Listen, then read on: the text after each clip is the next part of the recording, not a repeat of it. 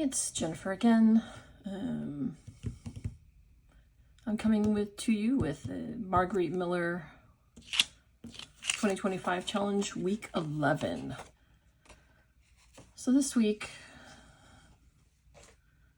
sorry, the power's out in my whole area. So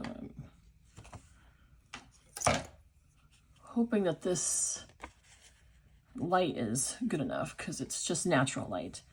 Okay, so this week we have someone smiling, and I should preface this by saying that I have said this before, I do try to theme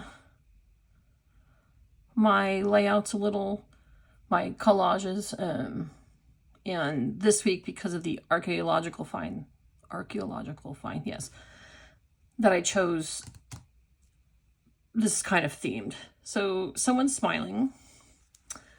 This is an image of a Hollywood party back in the 1920s during the King Tut phase.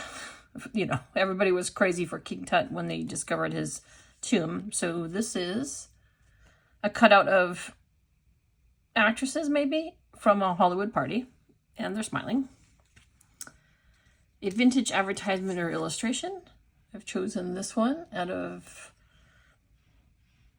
an old magazine that I have. An image with gradient color. I've chosen this one. It goes from off-white cream to light pinkish. A piece or page with handwritten numbers. I have two. I think they're both from Tim Holtz. So this one has, these are handwritten numbers right here. But this really goes along with the bonus, a word written in your favorite language. And it's just that these words are all written in French. But also my vintage thing is in French. Biscotte is Grégoire. And here's Cointre. I believe the whole book is France and French, so can't imagine this advertisement is in a different language. I don't remember French well, even though I took it in high school. And this is also some handwritten numbers from a Tim Holtz piece of paper. The next thing is an archaeological find or treasure. And so I have, it's part of the King Tut exhibit. I don't know if this is actually King Tut, but it's from National Geographic that I've had for years. And so I took him out. And then, like I said, a word written in your favorite language. I love French. I love everything French. I don't speak French. I actually am learning German, but I chose France as my favorite language for this thing. All right, let's get started. This is gonna go down. So I just realized I wasn't quite prepared, but I can do this. And again, I'm using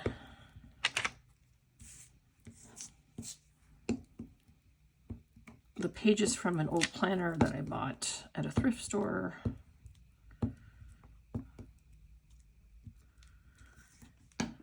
I really think it's the perfect size for me.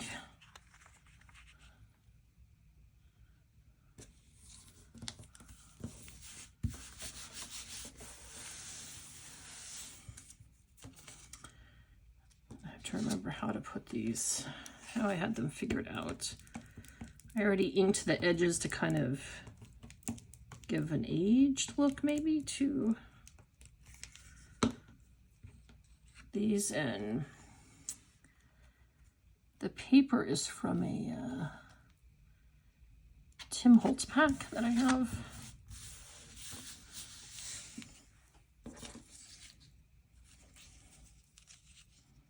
I think I had him about there.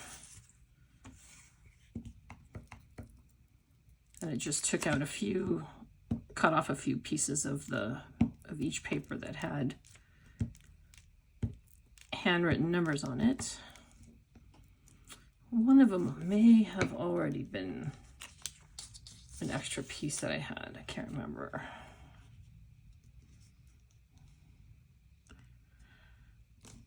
But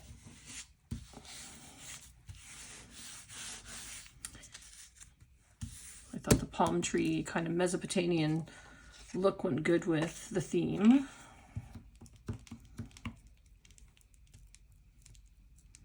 But yeah, I try to theme them every week. It just makes it easier for me to figure out what kind of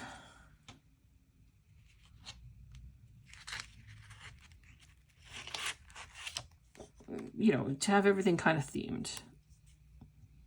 I don't know if many of you do that, but it just makes it easier for me. Because if it's just like random stuff, I can't. Collaging random stuff is, it doesn't even compute in my head.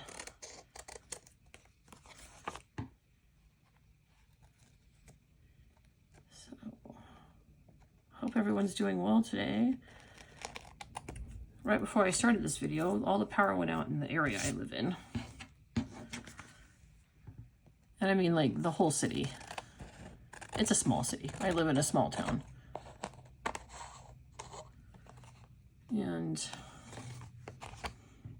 well, there was that initial like, oh shoot, did I not pay the power bill? But no, I did. As soon as I heard the generator outside from one of my neighbors, I knew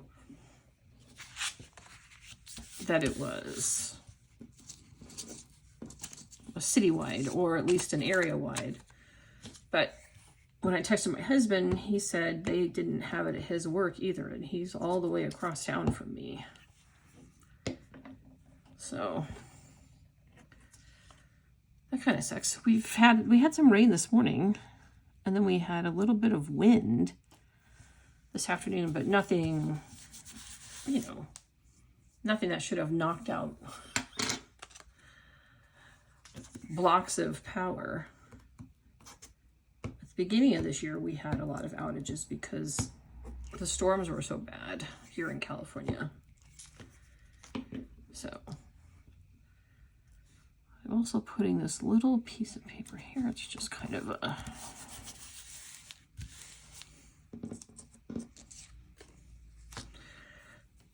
so I was going to put a little bit of these rub-ons from,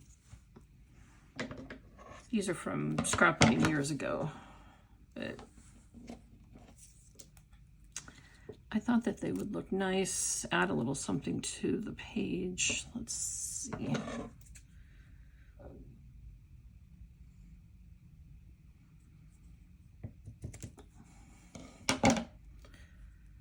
I'm actually really surprised that they are still work, because they are probably 10 years old. And now it doesn't want to come apart. So what had happened here?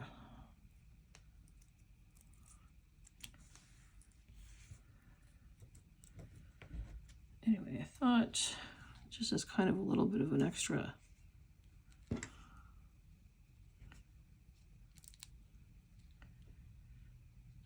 a little extra fancy edge there. Of course, now I have to figure out what I've done with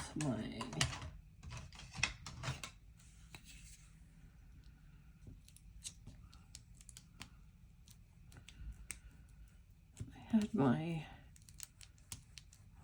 what I call my rub-on tool ready to go, because I was working on something this morning and now I don't know where I've put it. Yeah, I was a little bit worried because these are so old that they would not go down, but there.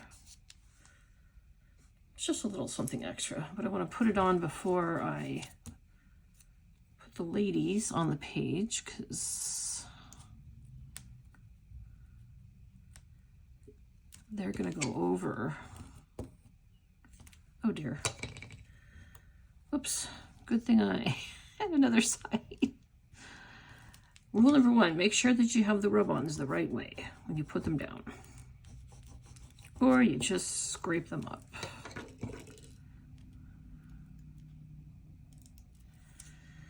And that is no good.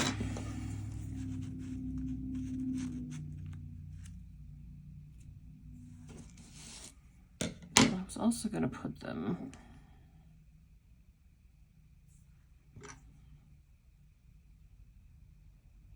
sorry, this thing doesn't want to, okay, it just wants to fall apart on my finger, so I'm going to put this off to the side. It's fine because I have a whole nother one here.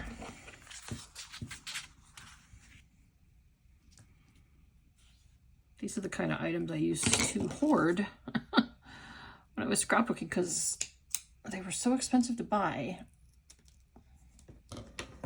So I was always worried about if I used them that I wouldn't have them to use, and then something absolutely perfect would come up and I wouldn't have them. But then I stopped scrapbooking and I lost a ton of them just to, you know, air and age and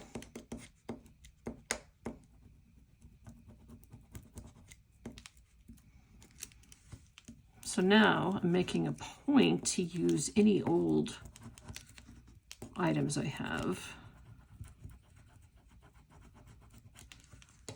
because what is the point of having them if you don't use them and they just go bad? Anyway, I always like to dress up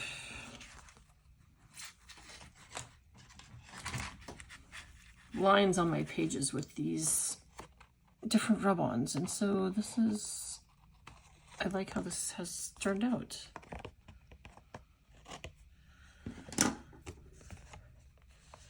You know, it looks a little more fancy. And then I'm just going to put the ladies here. I think I could put them all the way down. No. I think I'm just going to put them there.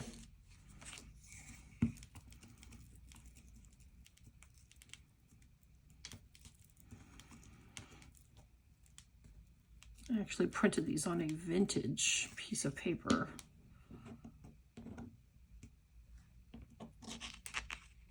So that if there were any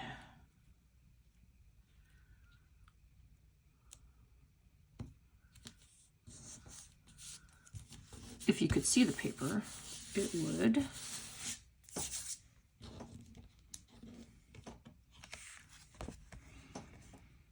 have that vintage look. Yes, I purposely left this line down there. I don't know why I wanted it. So now I just need to find, I don't know, recently I've been feeling like it's not finished until I put some kind of words on it. Can you see it there? Yeah.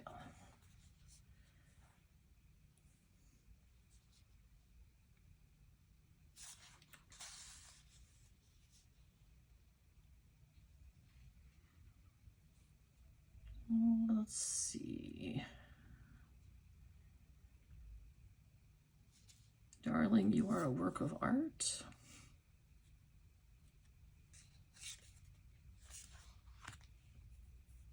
Have a little sparkle where you go. Life doesn't have to be perfect.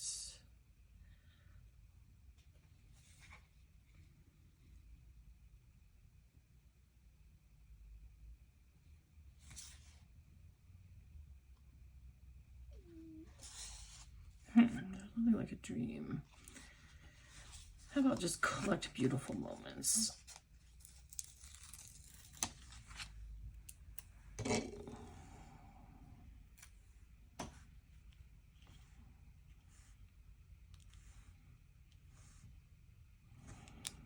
think I want it on the ladies here.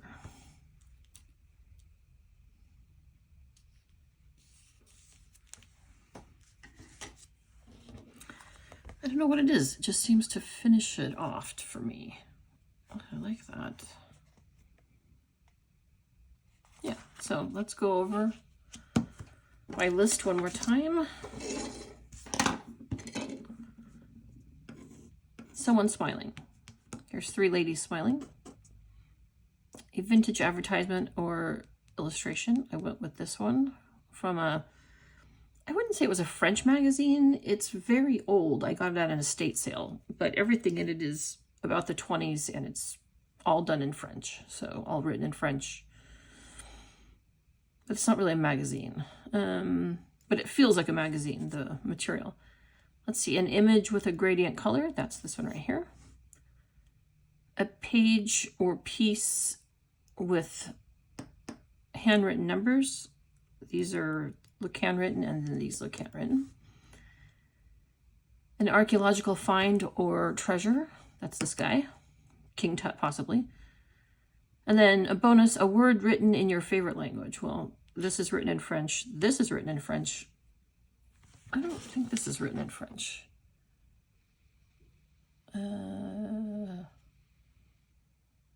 You know, actually, I don't know what that's written in. I think this word here is written in Italian, but I was going with the vintage advertisement that also is written in French. All right, so that is week 11. Thank you for joining me. I really enjoy doing these challenges, so I hope you enjoy watching them.